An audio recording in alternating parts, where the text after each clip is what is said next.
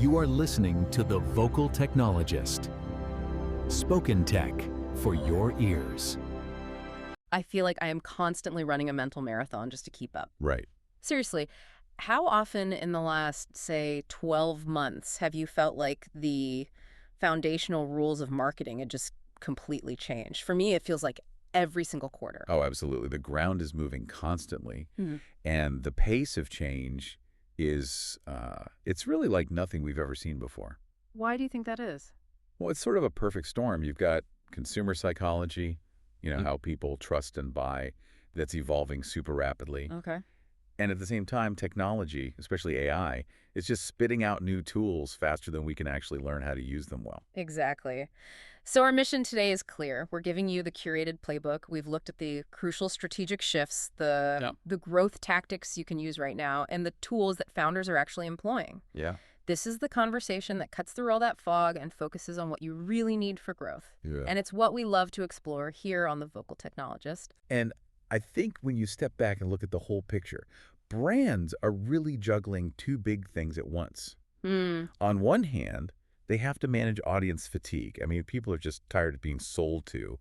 And on the other, they're navigating this incredibly disruptive AI integration. So you have to be more human and more automated, all at the same time. Precisely. Okay, let's unpack that audience shift first, because that kind of sets the tone for everything else. The message from the market is, well, it's that consumers are exhausted. They are. That fatigue means they want instant gratification, short-term value, not some vague promise about loyalty down the road. It's a full-blown crisis of trust, and brands need to react. The data on this is, frankly, startling. A staggering 26% of consumers say they do not trust influencers. At all. At all. Yeah. That's a massive segment of the market that has just completely checked out of the whole celebrity endorsement game. Which means the power is swinging back to real people. This is where it gets really interesting, because the data doesn't just suggest a pivot. No, it demands one. It demands one. User-generated content, UGC, delivers what? Almost 7 times higher engagement? 6.9 times higher, to be exact, than a standard brand post.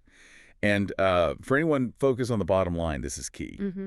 It makes shoppers 79% more likely to actually buy something. Wow. And what's fascinating is where that leverage is coming from. It's not the mega creators. No. It's the nano-creators. People with under 10,000 followers. We're seeing they generate an impression rate of 34.1%, which is more than double the rate of the bigger guys. Nano is the new mega. But why? Why are these small accounts suddenly punching so far above their weight? Because they feel real. It's authenticity, it's social proof that feels immediate. They're usually talking about products they actually use in their daily lives. Right, it's not some one-off paid spot. Exactly. So for you, the listener, the takeaway is this. You have to pivot toward participatory storytelling. Gen Z and Gen Alpha, they expect to engage with brands as creators themselves. So does that mean brands need to just sacrifice polished production entirely? Can you still look good while using nano-creators? It just means shifting your resources. You don't have to look unprofessional, but you have to prioritize being relatable over being polished. The hyper-produced campaign just consistently underperforms that short, real, routine-based content. It's about being accessible. Moving from that top-down broadcast mindset to actually joining the conversation. Okay, so if authenticity is the who, let's talk about the how-to. The specific tactics founders can use right now for that 10x growth. Okay. We've kind of isolated 5 key tactics. They focus on establishing your market position, building proof, and leveraging trust. These aren't just small tweaks, are they? No, these are strategic shifts. Okay, lay them out for us. First, stop chasing other people's trends and own the narrative. Create a proprietary data report. A major piece of research that gives the whole market a new benchmark to talk about all year. You become the source of truth. That sounds expensive, but I get it. The credibility payoff is immense. You own the whole conversation. What's next? Second, founder channel activation. Turn your founder's LinkedIn or whatever platform into a consistent growth channel. And not for corporate announcements? God, no.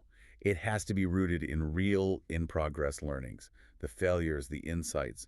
People follow the human journey, not the glossy PR release. That plays right back into that hunger for authenticity we were talking about, but isn't that risky? Putting so much on one person, what if they leave?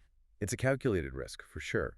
But right now, the return on humanizing the brand usually outweighs that concern. You just have to focus the content on the learnings, the vision, stuff the company can inherit. That's a great point. Okay, what's number 3? AEO, Answer Engine Optimization. AEO, not SEO. Right. This is the next step. You create content that doesn't just show up in search results. It directly answers specific buyer questions. And it's backed by customer proof. So you're basically optimizing for an AI to pick your content as the single best answer. You've got it. That's smart. Number 4, build a user evidence library. This sounds basic. It sounds basic, but so few do it well. Having organized testimonials, data points, case studies, all ready to go for sales and content, it's crucial for speed. Proof sells better than promises. And number 5. Use targeted paid spend to amplify trust, not just reach. Partner with those trusted B2B creators, and then put ad dollars behind your strongest founder posts or product proof. So you're leveraging organic trust to reach a wider, validated audience. That's a great framework. And we can see this stuff in action with a company like Aura Ring. Absolutely. I love this example because Aura avoids that classic trap of just listing features. They are ruthless about outcome-based messaging. That is the core lesson in positioning right now. Aura's strategy connects what the product does, product clarity, directly to your personal performance. They really bridge that gap between health utility and lifestyle appeal. Instead of saying, here are 15 new metrics, they say, here's why you're tired today. Or here's the ideal bedtime for your recovery. It's so much clearer. They avoid all those vague wellness promises that make people skeptical. Right. And their campaigns, like Give Us the Finger and Ring True to You, were just so smart, a little cheeky, but still credible. And that balance is what drove their massive subscription retention. What is it, over 5.5 million rings sold? Mm-hmm. They proved the outcome, not just the features. Outcome over features, every single time. Okay, so we have positioning. But the tools to scale that positioning are transforming even faster. We have to talk about AI. We do. And we need to look beyond just, basic content generation. The real strategic shift is in what's called agentic AI. Agentic AI. Break that down for us. What does that mean in practice? It means the AI doesn't just answer you. It actively goes out, makes decisions, and completes complex tasks on its own. Like what? Think of it submitting your expense reports or managing customer service threads or automatically A/B testing ad copy based on real-time data. It executes multi-step goals. So it's less of a text generator and more of a digital employee. Precisely. And this is why Meta just bought Manus, a huge AI startup, for a reported $2 billion. $2 billion. That's a massive infrastructure play. What's the plan? Integration across WhatsApp, Instagram, Facebook. They want to create these AI companions that handle chat, payments, daily logistics, all to keep you inside their ecosystem for longer. That makes sense, but does this kind of tech deliver measurable ROI for, a smaller business right now? It does. It absolutely does. AI is showing real impact as a tool to cut costs and boost velocity. Take Barilla. They cut their cost per click by 81% using AI tools. 81%. And on the creative side, Popeyes generated 10 million views on an AI-created video for about $200. 10 million views for $200. That just changes the economics of content creation entirely. It does. So the lesson isn't to replace humans. It's to use AI as a force multiplier. To find the levers for the humans to pull. Exactly. AI is best for research, production, high-speed testing. But humans still have to own the insight, the authenticity, the final call. We saw this in creativity tests. Users who asked the AI how to think, asking for frameworks or different perspectives, did much better than those who asked it what to think, like just asking for the final copy. It becomes a thinking partner, not a content factory. That's the sweet spot. Okay, so that's the efficiency side. What about the counterpoint? Regulation. With all this AI content, the compliance hurdle for 2026 is getting pretty high. It is. Stricter global rules are coming, especially for influencer marketing and AI disclosure. The sort of Wild West era of digital compliance is ending. So what are the big moves we need to watch out for? Well, we're seeing a few big ones. The UK is moving to ban paid online ads for less healthy food and drinks. South Korea is planning mandatory AI advertising labels. So you have to disclose if AI made the ad. Yep. And New York is requiring disclosure for synthetic performers, so digital actors. And the biggest one? The European Union. They're about to enforce major AI transparency obligations across the board. If you operate internationally, you have to build compliance into your workflow now. You can't just bolt it on later. Okay, we've covered strategy, creators, AI. Let's shift back to the economic reality you mentioned at the start, and then maybe hit a few micro-optimizations that can deliver big wins. The big one, the macro shift, is the K-shaped economy. It's not a theory anymore. It's the reality for every consumer brand. The idea of an average consumer is just gone. Explain that K-shape for us. Why is it so dangerous for anyone in the middle? Okay, picture the letter K. The top arm is a small, wealthy group. They're driving most of the spending. They're still buying premium. Right, they're insulated. Exactly. The lower arm is the vast majority. Yeah. And they are pulling back hard. They're prioritizing value, dupes, trade downs. So that middle ground, the mid-priced product for everyone, just gets hollowed out. It gets crushed. Sitting in the middle is strategically a death sentence right now. You're trying to serve two completely different mindsets. So the takeaway is tough, but it's crucial. Brands must choose premium or value. Pick a lane. That clarity is survival right now. Okay, while people are picking their lane, what about some quick wins? 2 quick conversion fixes we can make. The first one is so simple.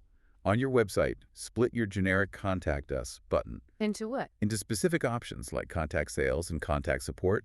Tests show this simple clarification boosts clicks and, more importantly, the quality of inquiries goes way up. Love that. Less friction is always a win. And the second one? Email copy length.